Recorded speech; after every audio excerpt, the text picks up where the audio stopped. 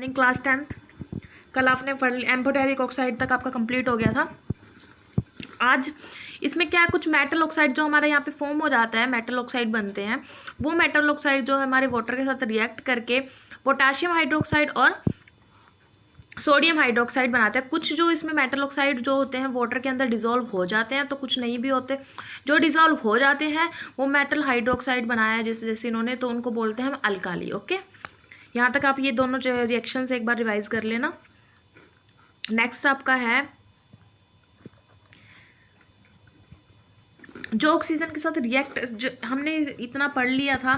तो रिएक्शंस के सब ऑक्सीजन के साथ अलग अलग टाइम में रिएक्ट करते हैं, सबके अलग अलग रेट होती है। जैसे कि हमारा पोटाशियम और सोडियम की अगर हम बात करें, पोटाशियम और सोडियम इतने ज़्यादा रिएक्टिव मेटल्स होते हैं, अगर हम उन्हें सिंपल एनवायरनमेंट के अंदर रख लेते हैं तो वो सिंपल फायर कैच कर लेते हैं। इस वजह से हमें उसे हमेशा कैरोसिन ऑयल के अंदर इमर्स्ड करके रखना पड़ता है। ये हमारा इंपॉर्टेंट क्वेश्चन भी है, आपकी एक्सरसाइज या एग्जाम्पल में आपको ये क्वेश्चन मिल जाएगा।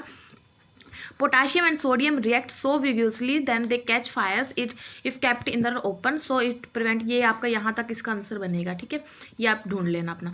एट ऑर्डिनरी टेम्परेचर, अगर हम सिंपल टेम्परेचर की बात करें तो इसमें हमारा जिंक है, लीड है, हमारा मैग्नीशियम है, तो वो हमें एक ऑक्साइड की थिन लेयर से हम कवर कर लेते हैं ताकि उस पर सिंपल ऐसी लेयर ना आए जिससे वो हीट हो जाए। अब हम अगर आयरन की बात करें, आयरन डायरेक्ट हीट नहीं होता, वो रिएक्शन ही नहीं करता वो ऑक्सीजन के साथ, और उसकी जो फीलिंग्स, अगर हम उसको फीलिंग्स को करते हैं तो वो बहुत जल्दी हमारा फ्लेम पकड़ लेती है। ऐसे अगर कॉपर बर्न नहीं होता, सिल्वर और गोल्ड भी हमारा रिएक्शन नहीं करता ऑक्सीजन के साथ, ठीक है। नेक्स्ट बात करते हैं, अगर हम मेटल्स की वाटर के साथ रिएक्शन, अगर मेटल की वाटर के साथ रिएक्शन करते हैं हम, सिंपल सी बात है,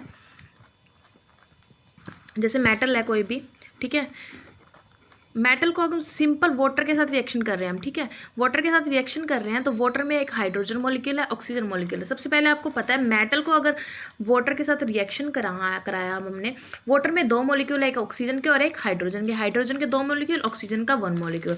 तो ये ऑक्सीजन के साथ मॉलिक्यूल करने के पता है हमें मेटल ऑक्साइड बनते हैं। मेटल ऑक्साइड बन गया, हाइड्रोजन हमारा अभी भी बाकी है, ठीक है। अब यही मेटल ऑक्साइड, अगर हाइड्रोजन इसको मिल जाएगी, मेटल ऑक्साइड भी है, हाइड्रोजन भी हमारे पास अवेलेबल है, और वाटर भी अगर इसको मिल जाएगा, दोबारा से वाटर के मॉलिक्यूल मिल गए तो हमारा मेटल हाइड्रोक्साइड बनाता है। ये मेटल हाइड्रोक्साइड बनाता है, अगर वाटर के साथ रिएक्शन करते हैं हम तो इसका मेटल हाइड्रोक्साइड बनाते हैं। इसके बहुत सारे एग्जाम्पल भी है इसमें।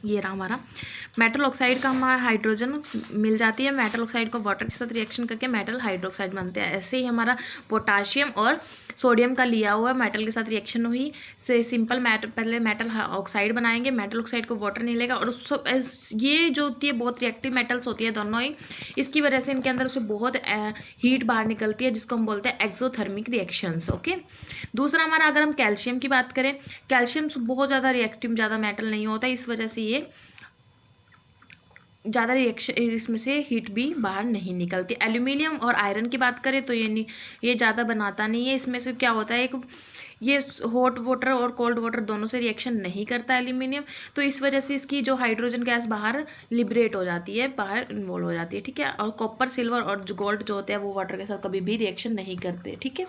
दूसरा हमारा मेटल के एसिड के साथ रिएक्शन करते हैं तो क्या बनता है,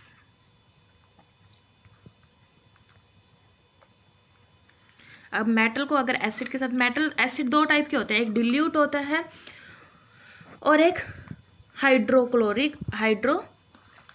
होता है, जिसमें क्या होता है बहुत ज़्यादा रिएक्शन, बहुत ज़्यादा, जिसके अंदर वाटर अवेलेबल नहीं होता और इसके अंदर बहुत ज़्यादा वाटर अवेलेबल होता है, इस वजह से इसको डिल्यूट बोलते हैं, ठीक है। जिसमें क्या करता है, अगर कोई भी मेटल किसी भी एसिड के साथ रिएक्शन होगी तो सॉल्ट और हाइड्रोजन गैस बाहर निकाल लेगा। मेटल को हाइड्रोक्लोरिक एसिड के साथ रिएक्शन करेंगे तो सॉल्ट और हाइड्रोजन निकलेगा। अब इसमें यहाँ पे आगे है हमारा, हमें रिएक्शंस लिखनी है मैग्नीशियम की, एल्यूमिनियम की, जिंक की और आयरन की डिल्यूट हाइड्रोक्लोरिक एसिड के साथ। तो हमारी रिएक्शंस ये रही। अगर हम मैग्नीशियम की रिएक्शन लिखें डिल्यूट हाइड्रोक्लोरिक के साथ तो हमारे 2Mg+2HCl रिएक्शन क्या हो जाएगी, MgCl2 प्लस वाटर, इसमें हाइड्रोजन गैस हमारी बाहर निकल जाएगी। सेकेंड हमारी रिएक्शन थी हमारी एल्यूमिनियम की, 2Al+6HCl goes to 2AlCl3 plus 3H2, ठीक है, ये हमारा लिबरेट हो जाएगी, इसमें भी H2। हमारी थर्ड रिएक्शन थी Zn के साथ, Zn2HCl प्लस ZnCl2 प्लस, इसमें भी हाइड्रोजन गैस लिबरेट होगी, ठीक है। अगर हम आयरन की बात करें हैं 2HCl plus FeCl2 plus hydrogen gas, तो इसमें मेनली कॉमन देखने को क्या मिलता है, इसमें हाइड्रोजन गैस जो है हमारी लिबरेट हो रही है, हमारी हाइड्रोजन गैस इसमें से निकल रही है, ठीक है। तो हमारी रिएक्टिविटी सीरीज की बात करें अगर हम, सबसे पहले hydrogen gas is not involve and reactive, तो अगर हम इसमें हाइड्रोक्लोरिक एसिड के साथ रिएक्शन किए तो हमारी क्या हो रही है, हाइड्रोजन गैस हमारी लिबरेट नहीं हो रही, ठीक है। अगर हम दूसरी बात करें, इसमें तो हाइड्रोजन गैस निकल रही है, अगर हम सिंपल नाइट्रिक एसिड के साथ, अब Fe की नाइट्रिक एसिड के साथ करके देख लेते हैं HNO3, तो इसमें हमारी हाइड्रोजन गैस लिबरेट नहीं होगी। क्यों नहीं होगी, क्योंकि इसमें हमारी जो है एक ऑक्सीजन का मॉलिक्यूल ज़्यादा था, क्योंकि इसमें ऑक्सीजन के मॉलिक्यूल्स भी हैं, और जो हमारी हाइड्रोजन निकलती थी ना गैस, उसमें हमारा वो हाइड्रोजन के साथ ऑक्सीजन के साथ इसमें रिएक्ट कर लिया है, जिसकी वजह से वाटर के मॉलिक्यूल्स बन जाते हैं। इस वजह से हमारे नाइट्रिक एसिड की वजह में हमारा ऑक्सीजन हाइड्रोजन गैस लिबरेट नहीं होती, ठीक है। दूसरा हमारा, अब ये रिएक्टिविटी सीरीज है, इसमें एक ये रही हमारी, ये जैसे कैसे कैसे इसमें रिएक्शंस जो है एक्सोथर्मिक, कैसे कैसे उसमें हीट ज़्यादा निकल रही है। अब मैग्नीशियम की बात करें तो सबसे ज़्यादा हीट निकालता है, एल्युमिनियम थोड़ी कम निकालता है, जिंक थोड़ी और कम, और जो आयरन की बात होती है तो बहुत ज़्यादा कम। अगर हम कॉपर की बात करें, कॉपर में तो कोई बबल्स हमें देखने को ही नहीं मिलते, चाहे हम टेम्परेचर जितना मर्जी चेंज कर लें, चाहे उसको बहुत हाई टेम्परेचर पे रख ले, चाहे उसको बहुत कम टेम्परेचर पे रख ले, चाहे हम रूम टेम्परेचर पे रिएक्शन कर ले, लेकिन कॉपर पे इसका कोई भी इफेक्ट नहीं होता, ठीक है।